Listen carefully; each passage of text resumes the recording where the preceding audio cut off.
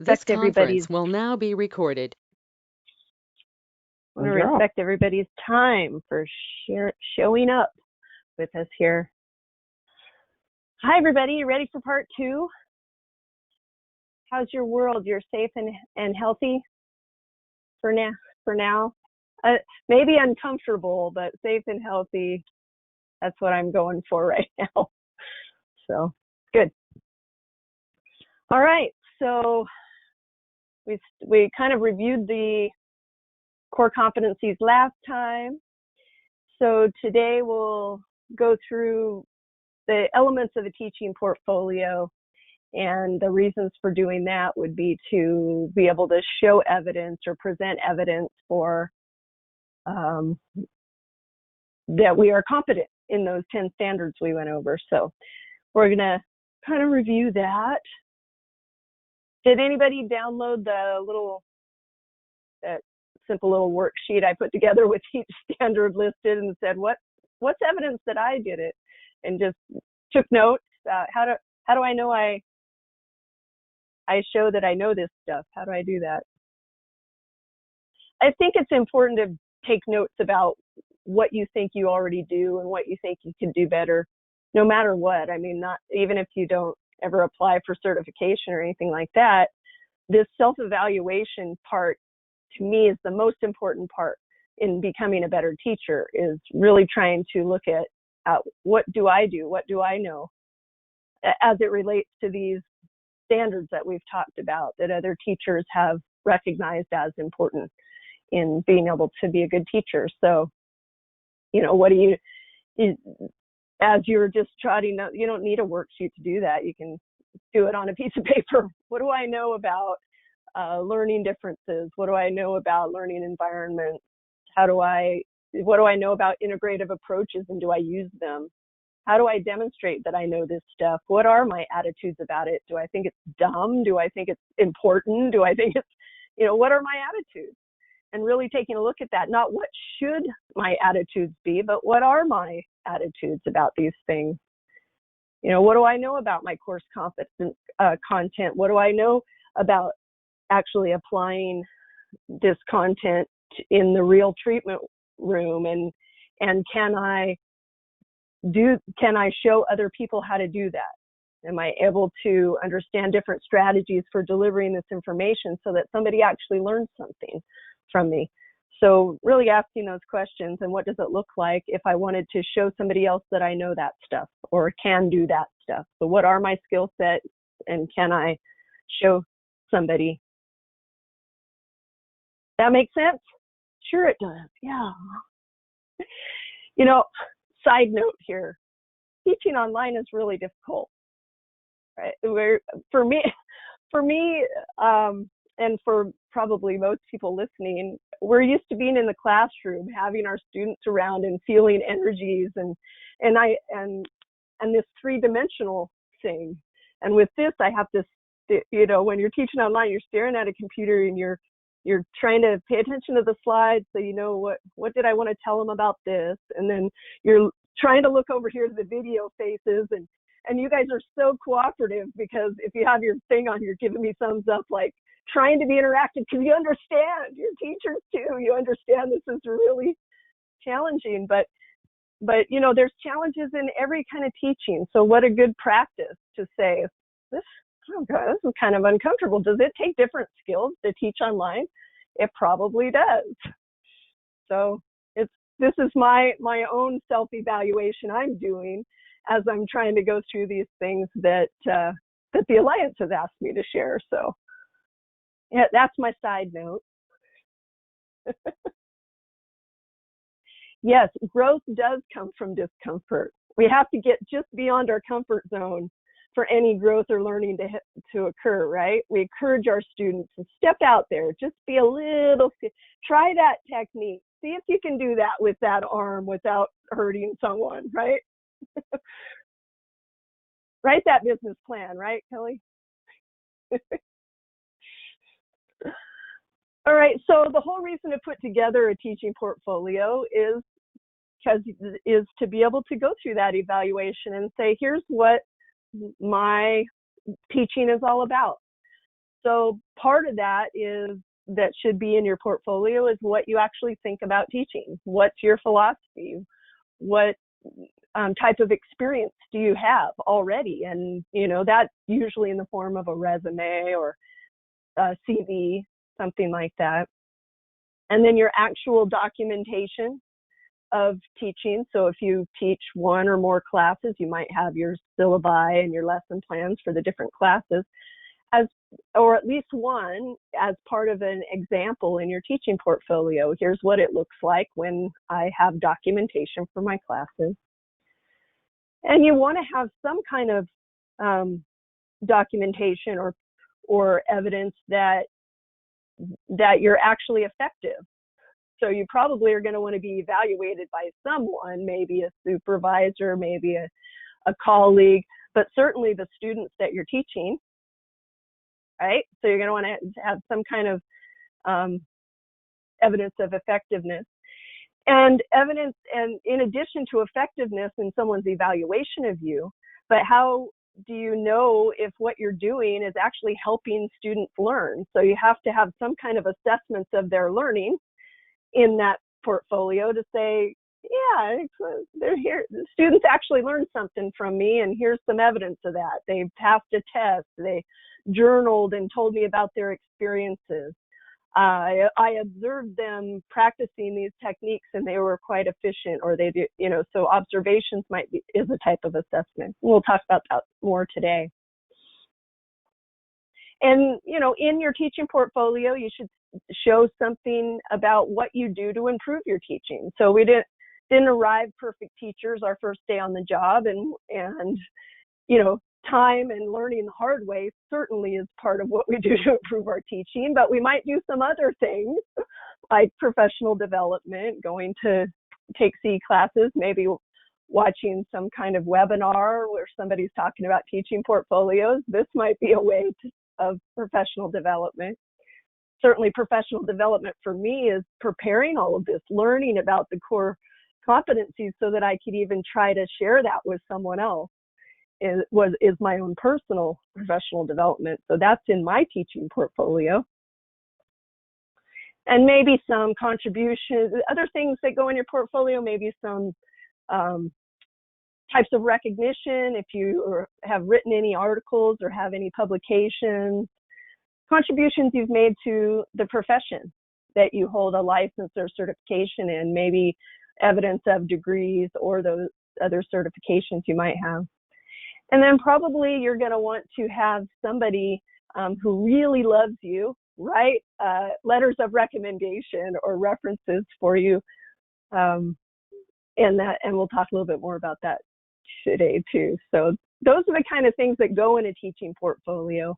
And so that's how, when we came up with this portfolio review process for educator certification, that's how we came up with this kind of list of things that we want to require as part of that portfolio in the application process, so that we felt like maybe that would be enough to really demonstrate, for you to be able to put together, to really demonstrate your competency in those 10 standards. Is this enough things that we can come up with for you to turn into us to show us evidence? And that's what we do, is we review the portfolio and see, well, what in this body of work that you turn in shows us that you know and understand and can demonstrate standard 4 or whatever we happen to be evaluating. We go through all 10 of them and look through your portfolio and say, where are all the pieces of evidence for that? So these are the things we're going to just kind of go over, many of which you already know and already have as part of just being a teacher. You have accumulated these materials, and some of them you might not have, and you might have to produce. So we'll talk about that. Any questions on the core competencies that we covered last time, or what it means to kind of put together a teaching portfolio so far? So far, so good.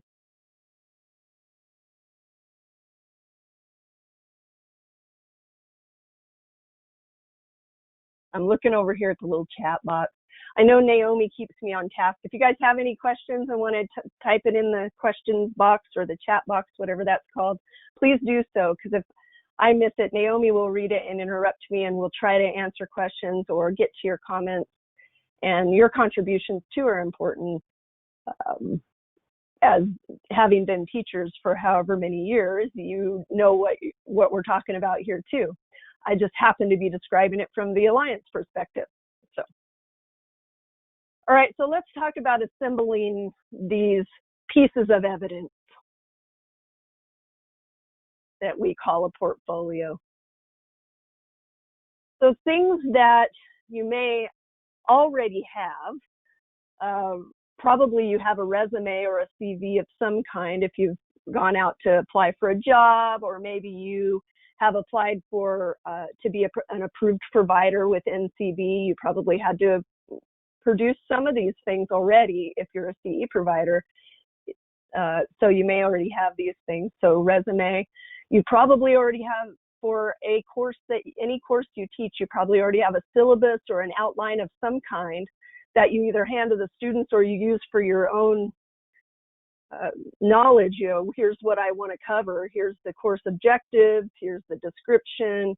Here's what I'm trying to accomplish in this time frame that I'm trying to accomplish it in. You probably already have lesson plans, although you might not call them that. You might call it what I plan to do. Here's my days, my workshop days outline, and hopefully we'll get through this stuff by lunchtime, and then we'll do this in the afternoon, and so that is your lesson plan. However you plan to cover a certain topic or set of topics in a certain time frame, and all the things you plan to do. So if you already have something like that, you already have a good start on your lesson plans. Lesson plans usually include how you're going to figure out if the students are learning what you're teaching. And so we'll talk a little bit about assessments, formative and summative assessments. So you'll want to have examples of both of those things. And the student's evidence of learning might be in the form of a formal test or exam, or it might be in the form of some activities or observations you do in the classroom or have them do in the classroom. So you might have to describe what that is if there isn't something the student turns in that you can make a copy of and show. So instructor evaluations. So you may either have those because you do the evaluations yourself at the end of your class, or if you work in a school setting where maybe administration handles the instructor evaluations and you might need to get something from them, such as a summary. Maybe they give you a summary of your student evaluations each term, or maybe you can get copies of the actual evaluations and read them yourself. So any of that is fair game for turning in as part of your portfolio, because everyone works in a different environment. You might not have access to the originals, but maybe your supervisor gives you a summary of here's what students said about you this time. And so you'll want to, and they love you, of course, and you got 100% on your evaluation. So you'll want to definitely put that in your teaching portfolio. So, and other things you're going to need from other people are letters of recommendation. So we'll talk about what to have them put in those letters in a little bit, but that's something you're going to need to get from others. So you might start, when you have to produce it yourself, you have more control over how soon that gets done than when you ask somebody else for something. So my recommendation would always be ask other people for what you need them to do first, in case they don't have the same idea of time frame as you do. So that would be my, if you're a procrastinator, then no, don't worry about it, but And then there are some things you might need to create. Many of us do not have videos of ourselves teaching for one reason or another. I mean, some of us started teaching before there were smartphones to do this very easily. So a lot of us don't have video recordings, and we do require, as part of the application process, 2 separate videos of you teaching something. And so that might be something you're going to have to figure out how to create, which presents a little bit of a challenge. in today's world if we're not physically with our students right now. And we're going to talk at length about video recordings and our statement of interest next week. So the whole final week of this series is devoted to the things we might have to create ourselves and what the heck to do about that. So we'll talk about those next week. And I highly recommend you write your statement of interest last, after you've put together all your other things. And we'll talk at length next week about why I recommend that. And it's I think really important and a good kind of cumulative step in making sure your portfolio is complete. So we'll talk about that later. But these are the elements that you're putting together, and you may already have many of them, so that's good. I think that's a great thing. And you might just need to adjust them a little bit. So your resume or your CV, yeah, go ahead. I want to say, so there were a few questions in the chat box while you were talking. And so we have a question again about examples of some of the documentation. And we also kind of related, should all documentation support one class, or can they mix and match from different, say that 3 times fast, from different classes? So good question. First of all, I'll address the examples.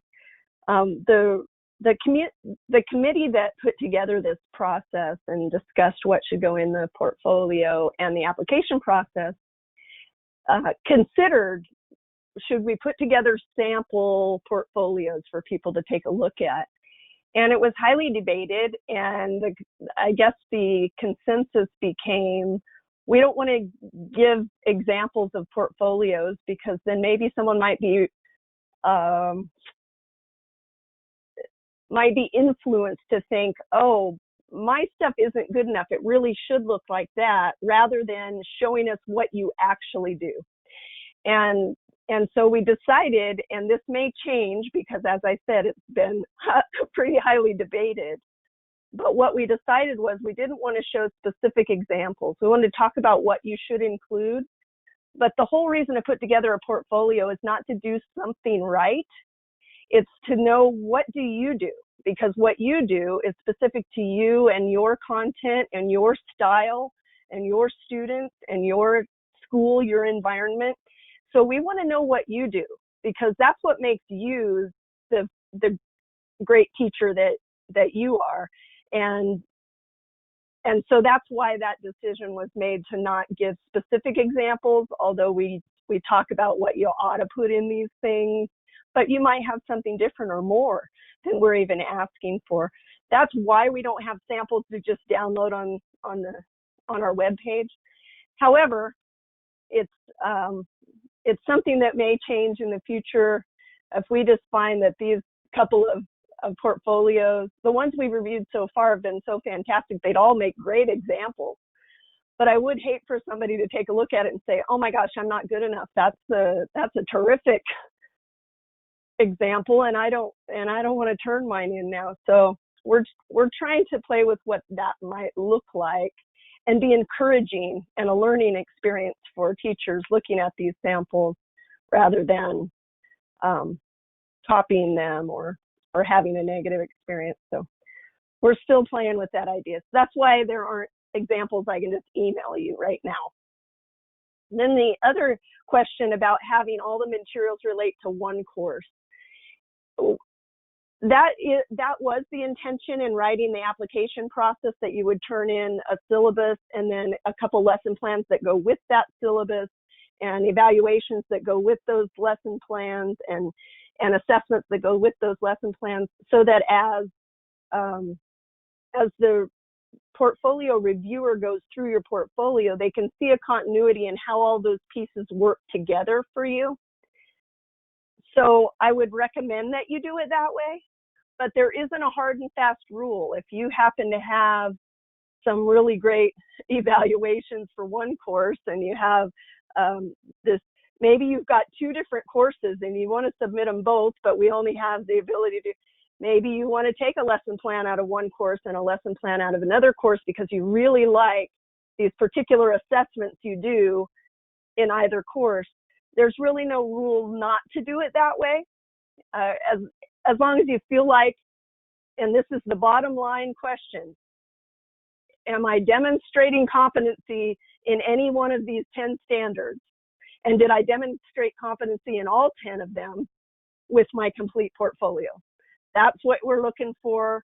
Many times we've looked through, a couple times, not many, we've looked through some portfolios and we suspect that teacher is completely competent in all of these standards, and yet we don't really find evidence of standard 8 or something. And so I write back to the teacher and I say, you know, we suspect you meet this competency, but we'd like to see a little more evidence of, you know, X, Y, and Z. And then you're able to present additional evidence in that case. But it's just about how, you know, what did I include that shows that I really get this stuff and that I do it in my classroom. That's what we're looking for. Is we want to see what excellent teachers are doing in their classroom. And that's who we want to call our certified educators. So I hope that answers your question. I think that does answer the questions. A couple more questions came up. Does the video need to be in front of a live class? And then also, would a PowerPoint that someone has redone be a good thing to include in the portfolio? So demonstrating before and after. I'll take the PowerPoint question first. There isn't any place to upload in the application process. I'm thinking about it right now, specifically content for your class, so PowerPoint or whatever. But if in your lesson plans you're describing this, I do this, I present this information, we do this activity, we do this demonstration, and then we do this assessment. So maybe you have those things listed. If you wanted to describe something, you could, but I'm not picturing a place where you would say, well, here's what I did to improve something that somebody else wrote, if I'm understanding your question correctly. Because what we want to see is, what are you doing now, right? That makes sense. Does that make sense?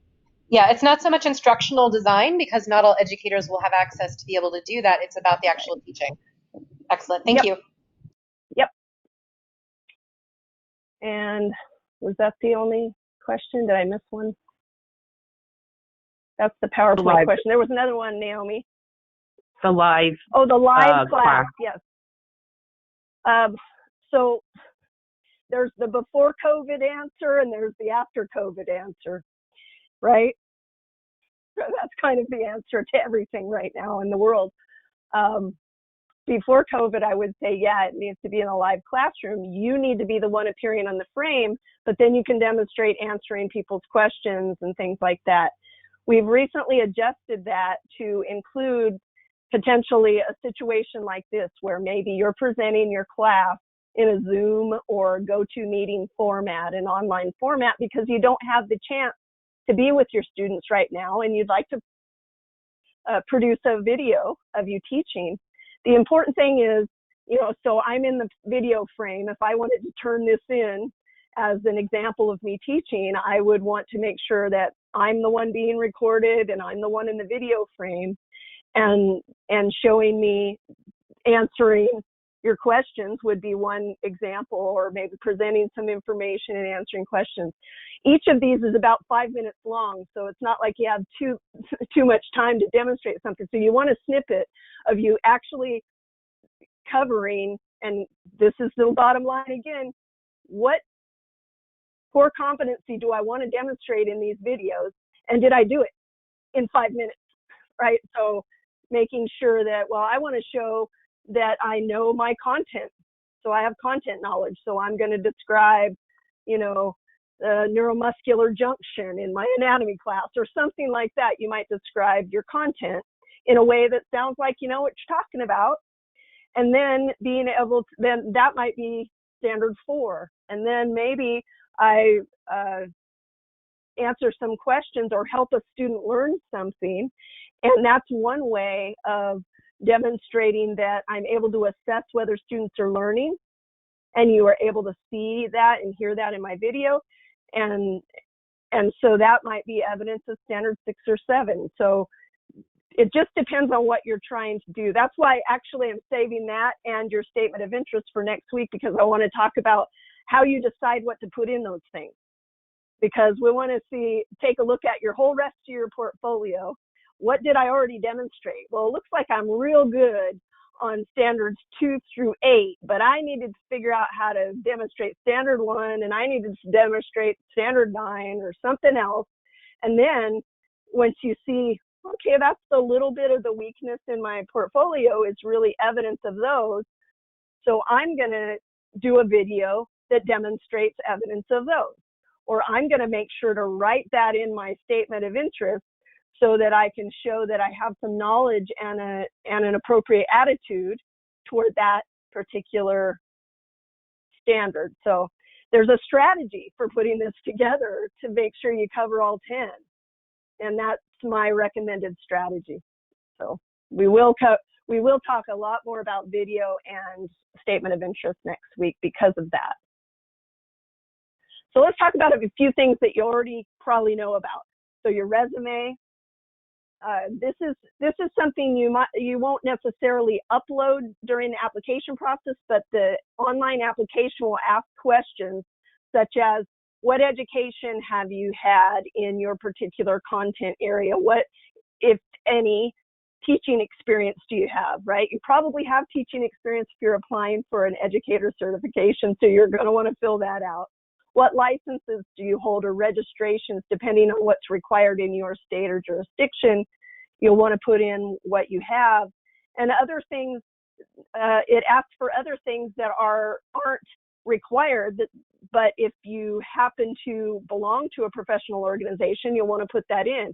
If you happen to have had any teacher training or attended a teacher training program, you'll want to put that in. If you've had special recognition or awards or anything to do with your professional life or your teaching life, you might want to put that in. So there's areas for that. And I find that if you just have your resume right there, you can copy and paste stuff right into those answer boxes. So that's why I say, get your resume. It probably already has everything on it that the application initial questions are going to ask for.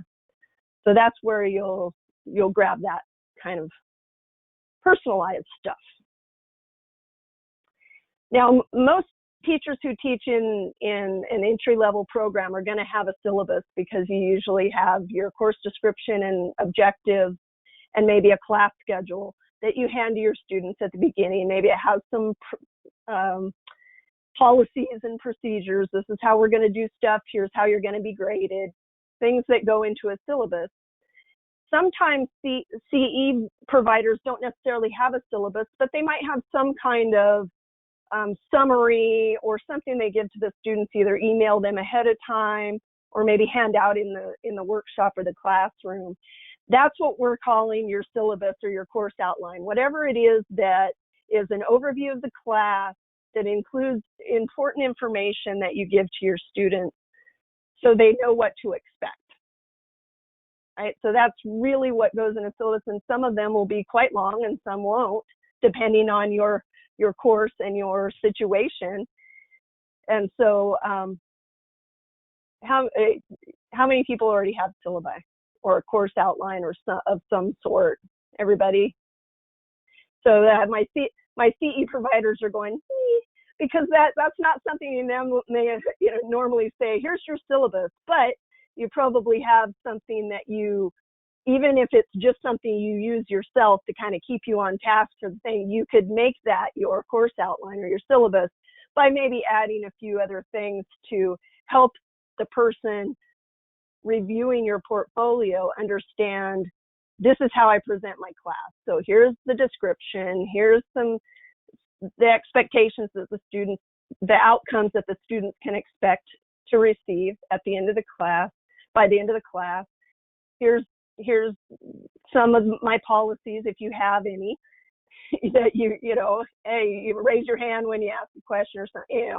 You might not have that, but whatever your policies are, and here's what you have to do to earn your CE certificate or earn an A grade in my classroom or whatever it is. Those are the kind of things that go into the syllabi or the outline or whatever you call it. That's fine. Let's call it your syllabus from now on and just fill it out.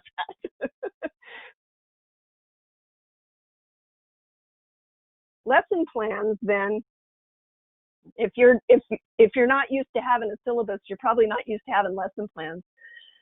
If you were to go teach in elementary school, they would make you fill out every single day a lesson plan to turn into the principal or to the education director or whatever you have at your school, that says, here's what we're doing today, and then we're going to take 15 minutes for centering, and then we're going to take the next 5 minutes for this, and so a lesson plan can be really detailed down to the minute of, this is what we're planning to do, this is how long I think it should take, here's what I think the students should get out of it.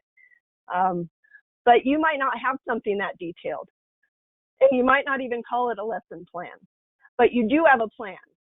Nobody on this call right now or listening to this recording later walks into a classroom and has no idea what's going to happen the next 2 hours.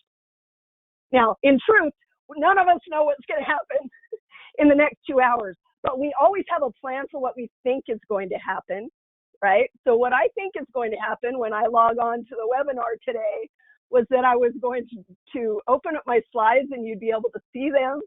And I thought for the first 5 minutes, I would kind of go over, hey, this is what we're going to do, and have Naomi record. And then the next, 40 minutes, I was going to talk and see if there were any questions. So I would have a lesson plan written for this little webinar, but more likely, if I was teaching in the classroom or on a weekend workshop for CE, for example, I probably would have something that said, go over the course objectives the first 10 minutes. Have a discussion on these 3 questions, and I'm going to write them on the board. This should take about 20 minutes. Then debrief to make sure that the students got the answers to the questions I wanted them to get. That would be on my little list of what I would want to do. Then we'd probably take a break, and then we're going to practice X, Y, and Z. And then I'm going to do a lecture for 20 minutes on this, and then we're going to do this activity, and then we're going to go to lunch. So whatever your plan is, if you don't have it specifically written down in those kind of details, type it up, because you already have one. You're not arriving for your course or for your workshop or whatever you're teaching without some kind of plan. You just didn't call it a lesson plan and maybe didn't type it up before. Maybe you've got your little Post-it note that you've been using for the last 5 years because you know how long it takes everything for you to get through everything in your mind, because you've just been doing it and it's just what works for you. So we're just asking you to type it up so that we can see what it is you're doing. So we're going to call that your lesson plan. It's just a description of how you use your time to cover a particular topic or maybe a set of topics. So I'm going to cover, over the next 2 days, we're going to cover the muscles that move the shoulder girdle. And so for the first, 30 minutes, I'm going to show pictures of each one of the muscles we're going to learn, and I'm going to show them the attachments and the actions that these muscles do. And then for the next 30 minutes, we're going to palpate on each other, and then we're going to take a break. And then the next 30 minutes, we're going to name all the actions, and we're going to do them all. So that's the description of how you're going to use your time. That's what you're going to have in your lesson plan. You probably already have that, or something like that you can just expand on. Make sure you have those details in there. Any questions about that? All right. So part of your lesson plan would hopefully include, how do I know they're getting what I think they're getting? So how do we know if our students are learning what we're trying to teach them? We have to do some kind of assessment to their mood, their feeling, where they started at and where they are now. So there's a couple categories of assessments that we usually talk about and we would like to see evidence of in your portfolios: summative assessments and formative assessments. So summative assessment is the sum of, this is how I remember what these words mean, okay? So the sum of everything you taught them. So that might be like a final exam that says the cumulative information that they've learned, here's what they got out of it. Out of all that stuff I showed them, they got a 70% on the test, and that's my summative assessment. So maybe you spent all term showing them a particular protocol in Swedish massage, and at the end, the summative assessment is they provide a full body massage, and you observe them, or maybe receive, or some combination of that. That would be an example of a summative assessment. It's usually in the form of some kind of written test now. So you might have some kind of written test. Many CE providers don't give written tests. Some of them just present material, and you either attend and you practice and you get observed and you get a certificate, and some do. So summative assessments might be something that you have to describe if it's not something the student turns in.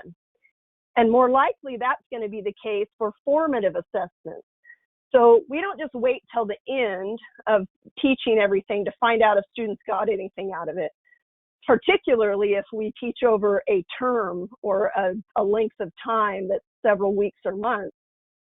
We need to know as they go along how they're learning, because we may need to make adjustments to our plan in order to make sure we cover something that doesn't seem like anybody got it. So that's formative assessment, finding out as the knowledge and skill set is being formed, we want to find out how their process of learning is. So formative assessments might be something like you're giving them a little quiz when they come in next week on what you talked about last week to kind of solidify what's going on. It might not be a graded thing. It might be just something to spark their memory. Oh yeah, remember we talked about these things. What do you remember about that? Let's journal about it. Maybe it's a journal assignment. Formative assessments happen every day in hands-on classes if we're watching them massage, right?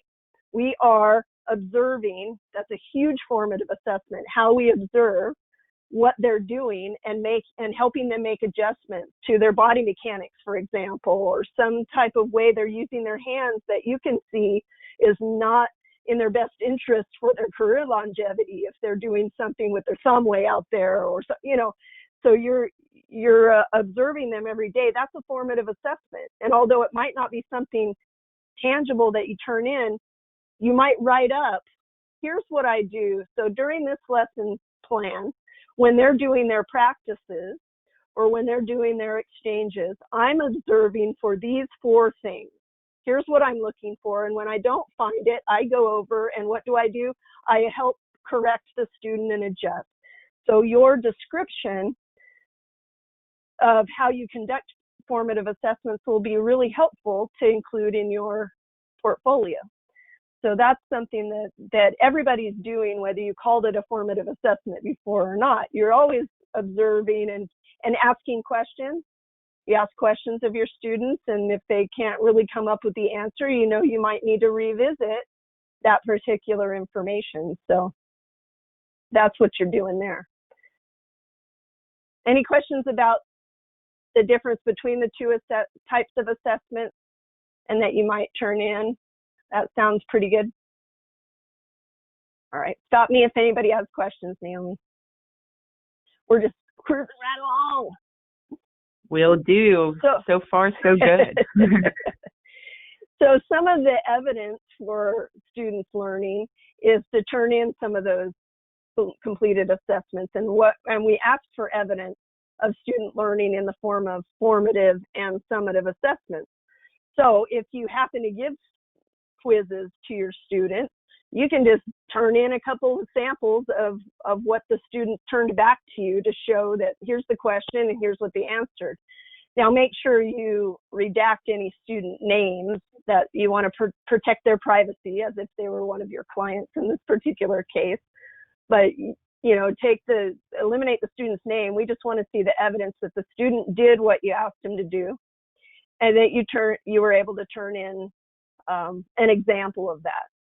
So evidence that the student actually participated, whether you graded it or not. You don't have to necessarily grade it, but if you did grade something, you can turn that in, a grade sheet or something like that. But the evidence of something that's not graded might be you had a journal assignment, and maybe you just made a copy of their journal assignment, scratched off their name, and scanned that and turned it in as evidence that they participated. So that's just what we mean by student evidences. We want to see that the students participated in these types of assessments. Now, before I think I mentioned that instructor evaluations, you might have those, or you may need to get them if you work in a school that maybe the administration takes care of evaluations. You might need to get copies of those from your supervisor or whoever takes care of it in administration. And if it's maybe a school policy that you can't have copies of the actual thing the student filled out, ask if you can get a summary or something like that. Institutions are actually required to discuss these things in most cases with their instructors. And so you probably already have a summary, even if you're not allowed to see the actual things the students filled out. But many of us, and I know if you're a CE provider and you happen to be an approved provider through NCB, they require you to do student evaluations that look much like the thing on the screen right there if you just use their example that you can download from their website. That's what I did when I was a CE provider. And you can just make copies, eliminate the students' names from it, and turn those in as your sample. When you want to turn in an example of your instructor evaluations, one, so that we can see that you care about what you're demonstrating here. Is not that you got all A's on your evaluations, although you may have, and why not brag about that if students really like you and think you did a great job.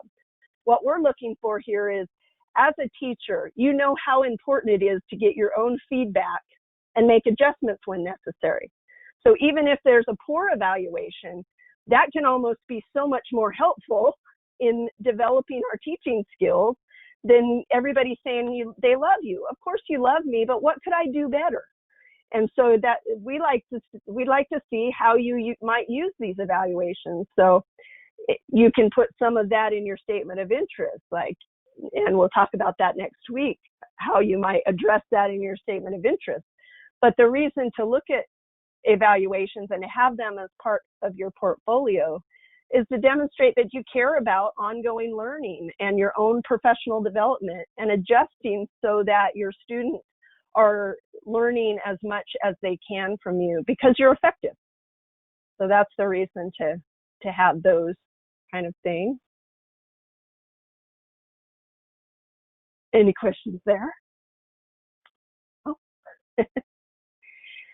All right, so you're going to ask two people to write letters of recommendation for you. So you want them to be somebody who's familiar with your teaching, somebody who's observed you, maybe a colleague, or if you teach in an institution, a supervisor or lead instructor or an administrator that's observed your teaching or that knows how you do what you do and your effectiveness. What I highly recommend for anyone that says yes, they'll write a letter for you, is to send them a copy of the core competencies. It might seem a little overwhelming. Maybe you give them the rubric or something that's a little shorter but something to say, look, here's what the Alliance wants to see that I'm competent in. Can you address any of those for me? So you might ask the person writing the letter to cite specific examples of how excellent you are at instructional strategy and how it meets Standard 6 or something like that.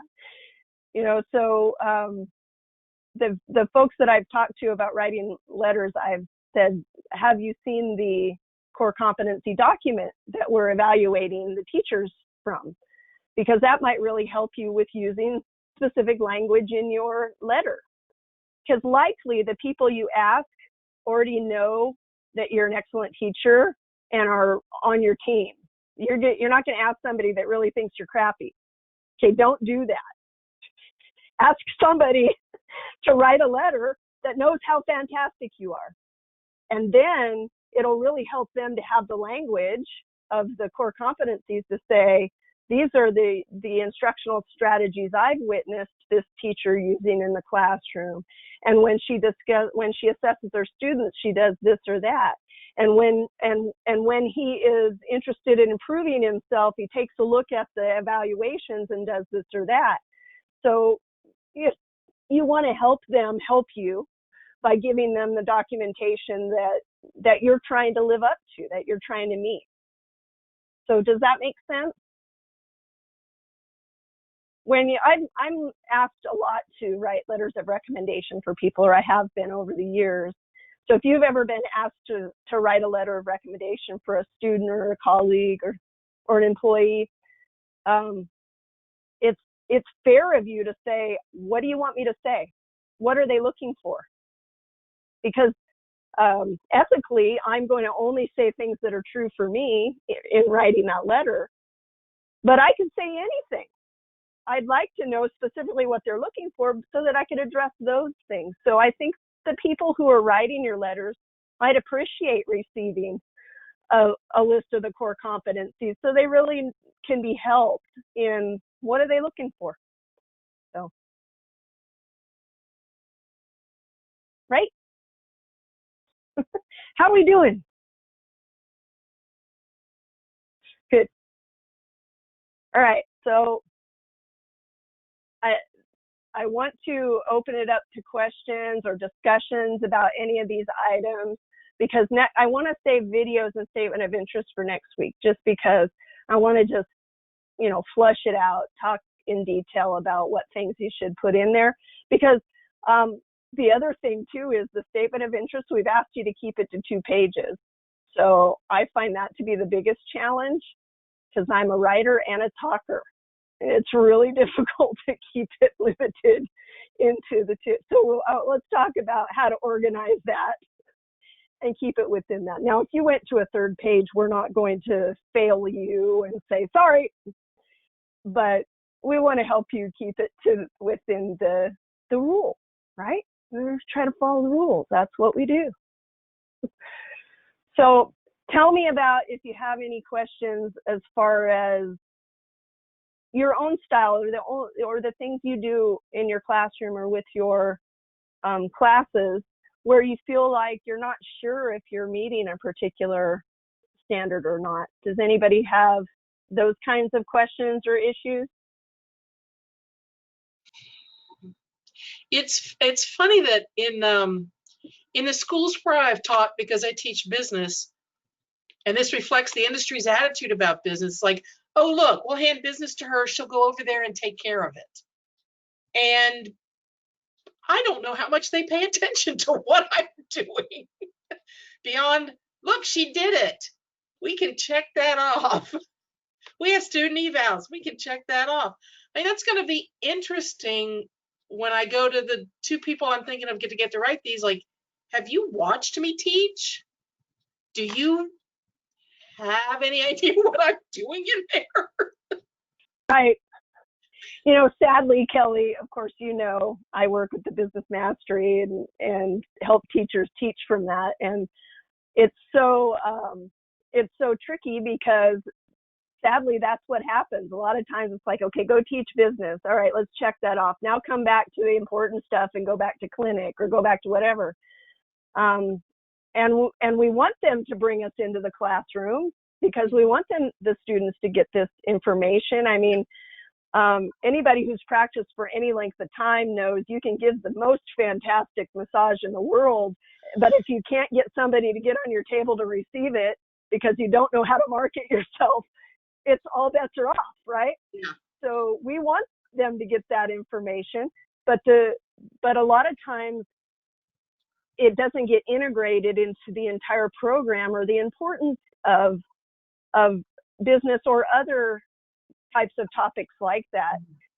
If it's not integrated fully, then it's really tricky to get that that respect or that understanding of things to get that. Yeah. But yeah, so that's a great question. I think you should ask them, have you observed me? What did you find? I've observed your teaching at the AMTA School Summit. I think you did a great job. I don't know that. I forgot about that. And let me let you know that I have to recuse myself from writing any letters to anybody for this particular project, since I'm the project manager and I look at all of the portfolios. But yeah, I mean, maybe somebody who has experienced you in a variety of ways, or maybe a couple different ways, because your letters, the people writing your letters, they might not have observed you in the particular course you're turning in these materials in your portfolio, but they've observed you enough to know that you've met some of these core competencies. So I think that's the important part, is do you feel like they can speak to your skill set wisely? Okay. Yeah. Anything else around those subjects? Let's get you unmuted. Hang on. I have a question.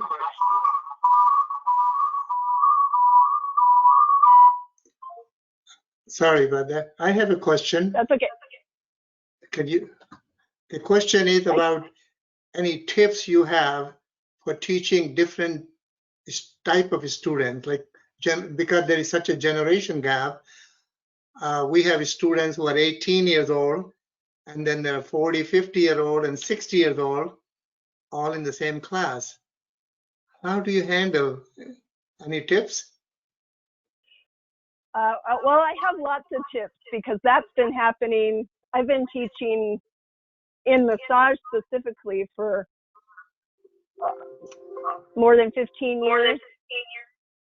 And this is my first experience of having Naomi, there's an echo.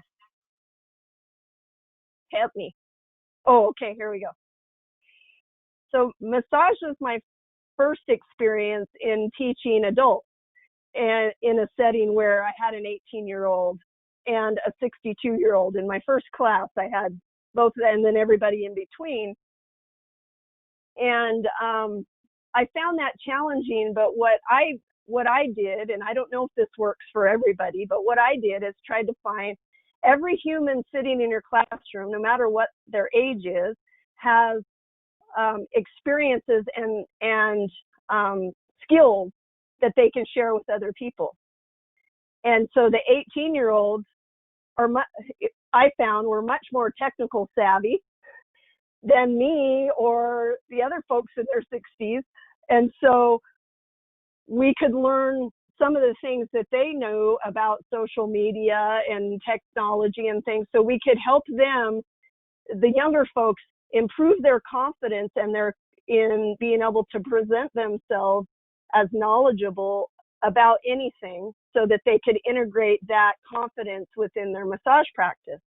Likewise, many of the older students are more concerned with not so much about confidence. They've probably done several things in their life pretty well, but they're more concerned with, can I really do this? Am I, so different age groups might have different concerns or worries or potential obstacles. But you can see how maybe they could help each other by teaching each other something that they're good at.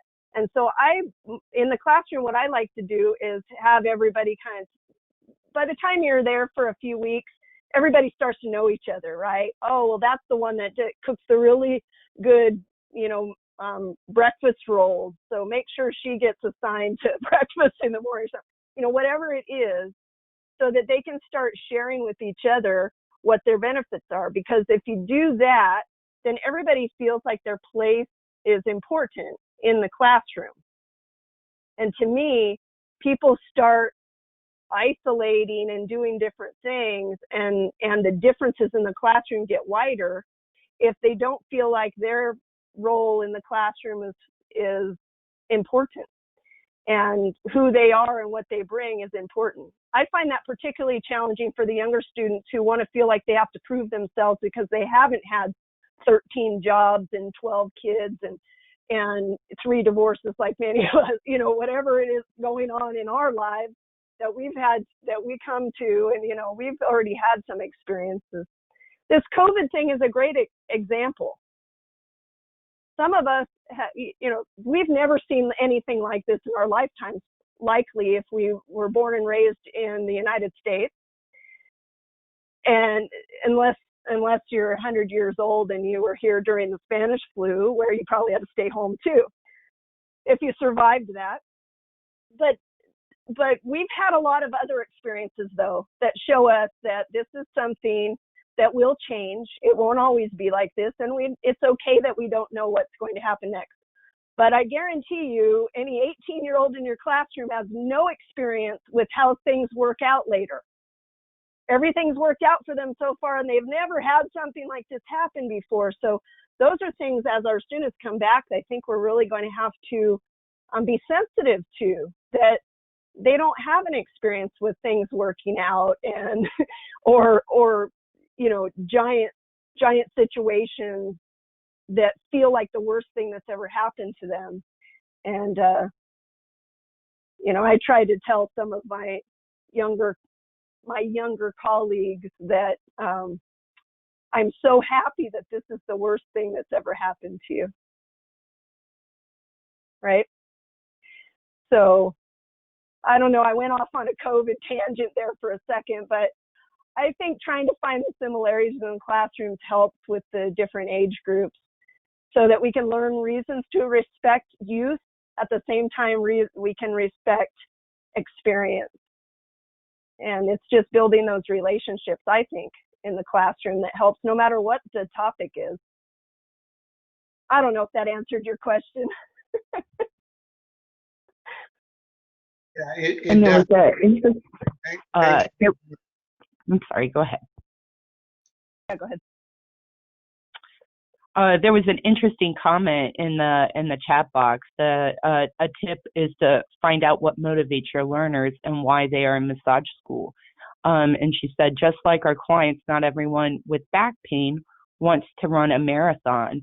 And so I thought it was interesting because, you know, while the sort of similarities can help kind of bridge, you know, the generational gaps, it also can be interesting to kind of pick at that and to realize that, you know, people are motivated by different things and to find that out and to appeal to that. I thought that was an interesting comment. That's an excellent point. I love starting with, why are you here? Because the simple answer is, I want to learn how to be a massage therapist, but that's usually not the reason they're there. Well, why are you here? You could be doing anything else today. Why are you in this classroom? So I find that once they start trusting you and feeling safe with the other students, you get the real answers eventually. And I like to get the real answers because I'm nosy and curious, and I want to know what everybody's doing because I'm a social scientist. I want to find out. But really, the truth is, to be a more effective teacher, if you know what someone's motivation is, you can steer your classroom in a way that helps them reach their own personal goals. That's why we should know that as teachers, not just because we're nosy like me.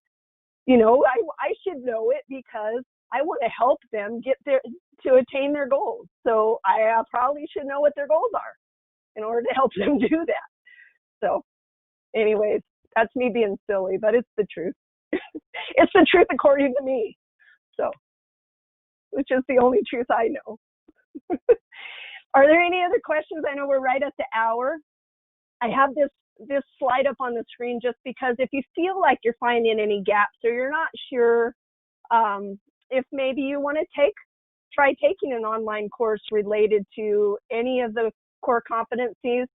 There's a place called Max Knowledge that we coordinate online training with. So if you go to the afmtetraining.org, it takes you to their page, and you can click on the online training center.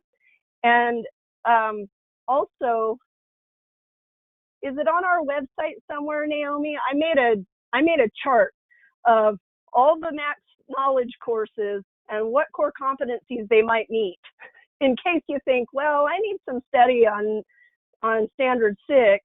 Which one of those courses maybe I could take and learn a few things about?